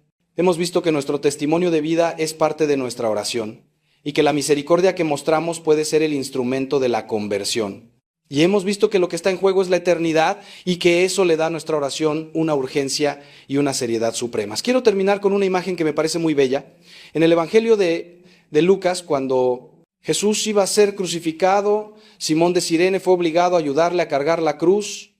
Simón no eligió esa tarea, le fue impuesta, probablemente no entendía por qué tenía que cargar la cruz de un condenado. Quizás sentía rabia, frustración, cansancio, pero llevó esa cruz junto a Jesús y eso lo transformó. La tradición cuenta que Simón y sus hijos se convirtieron y fueron de los primeros cristianos. Tú eres como Simón. Se te ha impuesto una cruz que no elegiste, el sufrimiento por tu hijo. Quizás no entiendes por qué, quizás sientes rabia, frustración, cansancio. Pero si llevas esa cruz junto a Jesús, si la unes a la suya, si la ofreces como Él ofreció la suya, esa cruz te transformará y transformará a tu hijo. La cruz no es el final, es el camino hacia la resurrección. Querido Padre, querida Madre que me has escuchado hasta aquí, quiero agradecerte tu paciencia y tu apertura. Sé que este mensaje ha sido largo, pero sentía que no podía decirte menos porque la materia es demasiado importante. Y quiero dejarte con una exhortación final. No dejes de orar. Pase lo que pase, veas lo que veas, sientas lo que sientas, no dejes de orar por tu hijo. Cada oración es valiosa. Cada oración es escuchada. Cada oración está trabajando, aunque no lo veas. Dios es fiel y su fidelidad es más fuerte que la infidelidad de tu hijo. Dios es poderoso y su poder es más fuerte que las cadenas que atan a tu hijo. Dios es amor y su amor es más fuerte que el pecado de tu hijo.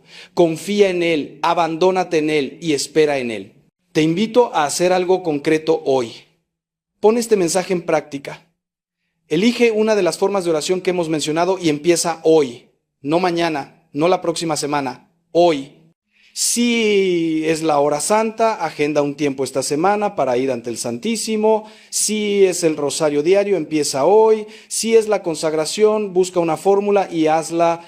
Si es la bendición, bendice a tu hijo esta noche antes de dormir o en la distancia si no está contigo. Un paso concreto hoy y luego otro mañana. Y así, poco a poco, irás construyendo una vida de oración que transformará todo. Y te pido también que compartas este mensaje con otros padres que estén sufriendo por sus hijos. Hay tantos y muchos se sienten solos, avergonzados, sin esperanza. Comparte este mensaje con ellos. Puede ser la palabra que necesitan escuchar. Y si este mensaje te ha ayudado, te invito a suscribirte a este canal para seguir recibiendo contenidos que fortalezcan tu fe, que iluminen tu camino, que te acompañen en tu vida espiritual. Juntos, como comunidad de creyentes, somos más fuertes. Que Dios te bendiga abundantemente. Que la Virgen María, Madre de todos los hijos descarriados, interceda por los tuyos. Que San José, protector de la familia, cubra tu hogar con su manto. Y que pronto, muy pronto, puedas ver el fruto de tus oraciones y dar gracias a Dios por el milagro de la conversión. No pierdas la esperanza. No dejes de orar. Y recuerda siempre, es imposible que se pierda el hijo de tantas lágrimas. Que Dios te bendiga y te guarde, en el nombre del Padre, y del Hijo, y del Espíritu.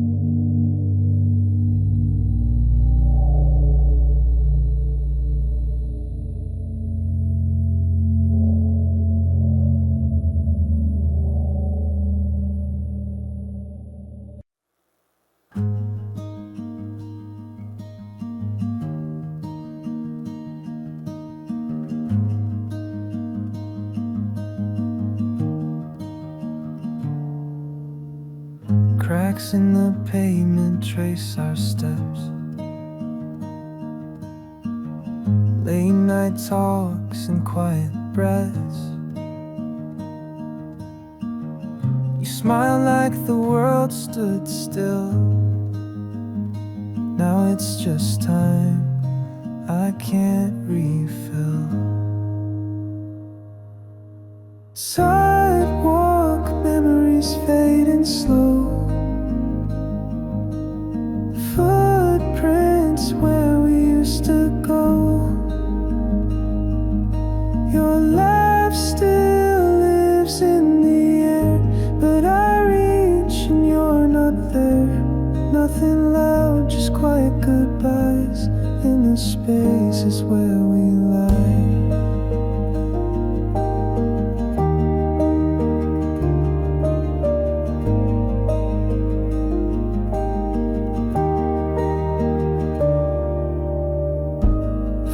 found a photo in my coat, us in fall and what you wrote.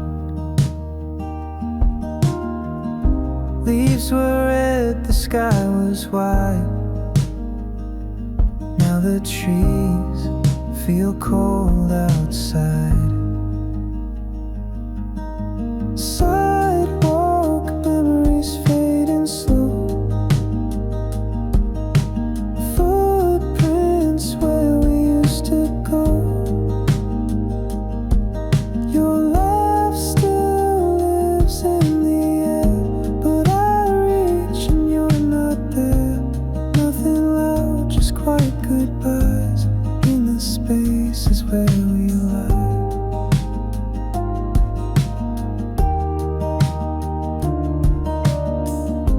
And I still walk those streets at night.